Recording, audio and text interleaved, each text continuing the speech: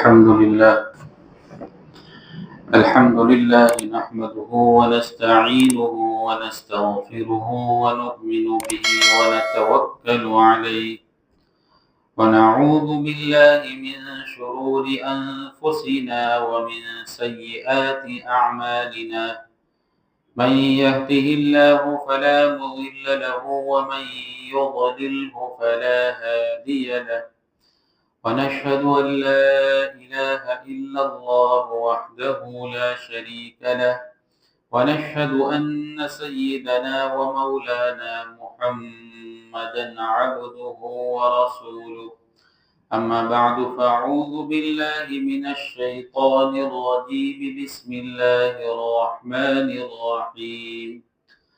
أفلا ينظرون إلى الإبل كيف خلقت وإلى السماء كيف رفعت وإلى الجبال كيف نصبت وإلى الأرض كيف سطحت فذكر إنما أنت مذكر لست عليهم بمسيطر إلا من تولى وكفر فيعذبه الله العذاب الأكبر إن إلينا إيابهم ثم إن علينا حسابهم۔ یہ سورۃ الغاشیہ کی آیت نمبر 17 سے 26 تک کی آیت کریمہ۔ اللہ رب العزت ارشاد فرماتے ہیں، تو کیا یہ لوگ اونٹوں کو نہیں دیکھتے کہ انہیں کیسے پیدا کیا گیا، اور آسمان کو کہ اسے کس طرح بلند کیا گیا، اور پہاڑوں کو کہ انہیں کس طرح گاڑا گیا، اور زمین کو کہ اسے کیسے بچھایا گیا۔ اب اے پیغمبر تم نصیحت کیے جاؤ، تم تو بس نصیحت کرنے والے ہو، آپ کو ان پر زبردستی کرنے کے لیے مسلط نہیں کیا گیا۔ ہاں مگر جو کوئی منہ موڑے گا اور کفر اختیار کرے گا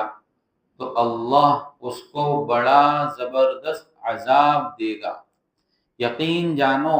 ان سب کو ہمارے پاس ہی لوٹ کر آنا ہے، پھر یقیناً ان کا حساب لینا ہمارے ذمے ہے۔ جہنمیوں کا ذکر اور جنتیوں کا ذکر کرنے کے بعد اللہ رب العزت یہاں سے، چونکہ اس وقت مخاطب اول وہ عرب لوگ ہیں، اس وجہ سے ان کے حال کے مناسب 4 چیزوں میں ان کو غور کرنے کی دعوت دی گئی۔ کیونکہ عرب کا ماحول یہ تھا کہ ان میں غریب سے غریب آدمی، بدو آدمی، دیہاتی آدمی بھی اپنے یہاں اونٹ رکھتے تھے، اونٹ رکھنے کا رواج تھا،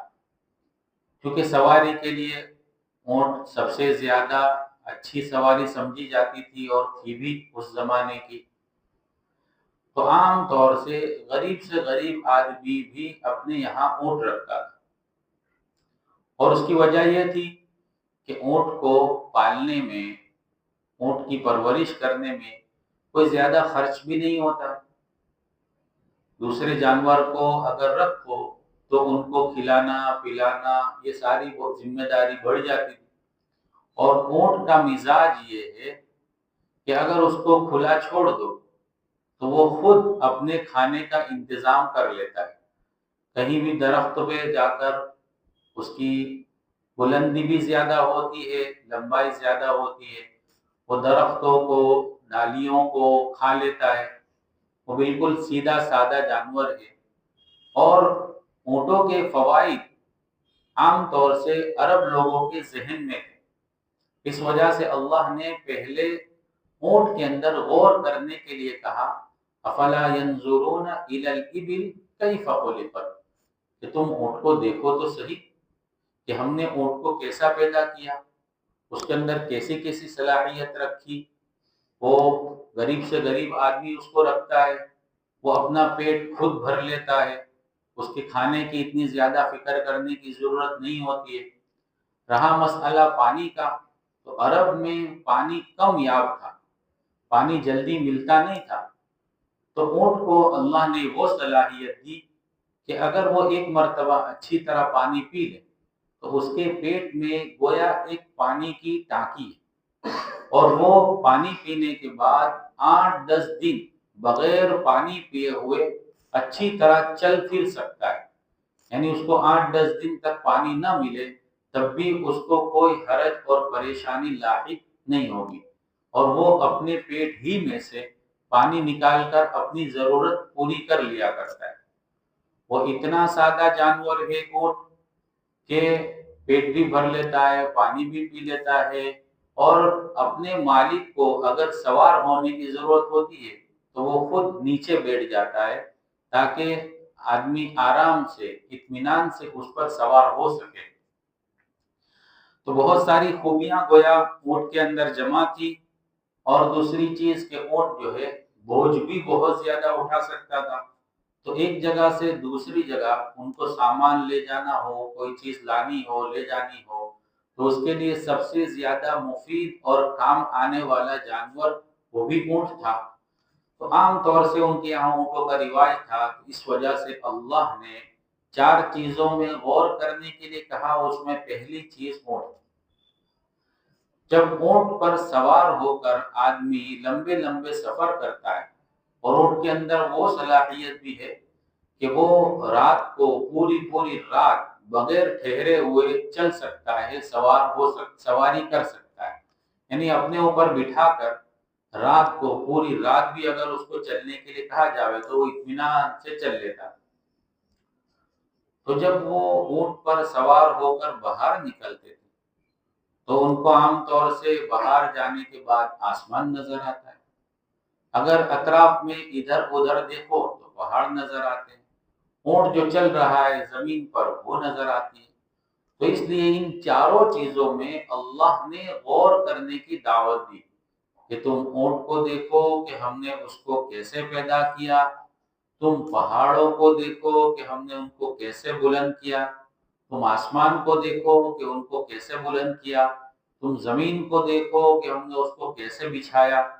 تو ان چیزوں میں اللہ کی قدرت میں غور کرنے سے معلوم ہوگا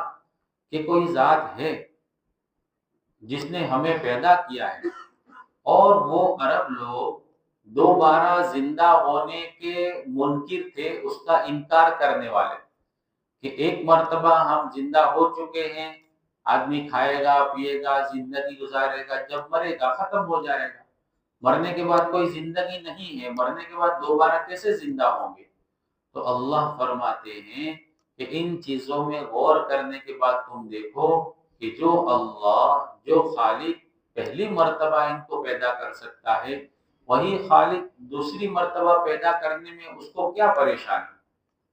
ایک آدمی اگر کوئی نئی چیز بناوے تو پہلی مرتبہ بنانے میں اس کو تکلیف اور پریشانی ہو سکتی ہے کہ اس نے کبھی وہ چیز بنائی نہیں ہے، اس طرح کا کام کیا نہیں ہے، لیکن ایک مرتبہ ایک چیز بنا چکا، اب اس کو کہو کہ دوبارہ اس کو بنانا ہے تو اس کے لیے وہ دوبارہ بنانا آسان ہے۔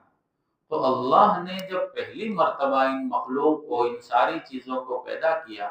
تو اللہ تم انسانوں کو دوبارہ زندہ کرنے میں کیا پریشانی؟ حالانکہ اللہ کے لیے نہ پہلی مرتبہ میں کوئی پریشانی، نہ دوسری مرتبہ کوئی پریشانی، بلکہ اللہ تو خالق اور مالک ہے تن تنہا ہے۔ ان 4 چیزوں میں غور کرنے کے بعد اللہ رب العزت نے اپنے نبی صلی اللہ علیہ وسلم کو تسلی دی، کیونکہ آپ صلی اللہ علیہ وسلم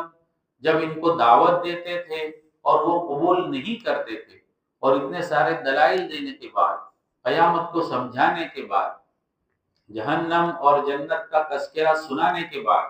اگر پھر بھی وہ ایمان نہیں لاتے تھے تو اللہ کے رسول صلی اللہ علیہ وسلم کو بڑی تکلیف ہوتی تھی کہ یہ لوگ ایمان اگر نہیں لائیں گے تو جہنم میں جلنا پڑے گا۔ تو اللہ رب العزت نے اپنے نبی صلی اللہ علیہ وسلم کو تسلی دی اور فرمایا کہ اے پیغمبر، تمہارا کام تو نصیحت کرنا ہے، تبلیغ کرنا ہے، دین کی دعوت دینا ہے، دین کی بات پہنچا دینا ہے۔ اگر وہ لوگ مانیں بہت اچھی بات ہے، اور دین کے اندر کوئی زبردستی تو ہے نہیں کہ تم ان کو زبردستی کر کے جو ہے اللہ کی بات پر لاؤ، دین پر لاؤ، بلکہ تمہارا کام جو پہنچانا تھا وہ ہو گیا، اب تمہیں فکر کرنے کی ضرورت نہیں ہے۔ اگر وہ لوگ مانیں گے تو ان کے لیے نعمتیں ہیں، اور نہیں مانیں گے تو اللہ فرماتے ہیں کہ ان کے لیے ہمارے پاس بڑا سخت عذاب ہے، دردناک عذاب ہے۔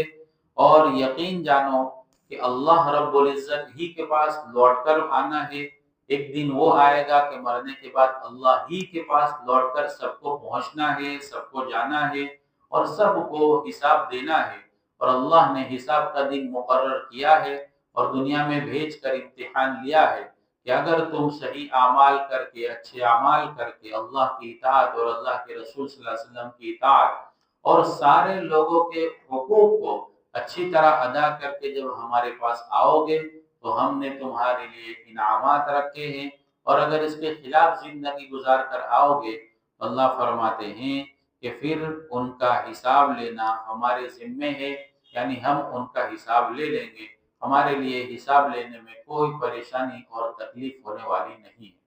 تو ان صورت میں بھی اللہ رب العزت نے اسی طرح کی نصیحتیں فرمائی۔ اللہ رب العزت ہمیں اپنی اطاعت والی زندگی، اپنے رسول صلی اللہ علیہ وسلم کی اطاعت والی زندگی نصیب فرماوے، اور ان برائیوں سے، ان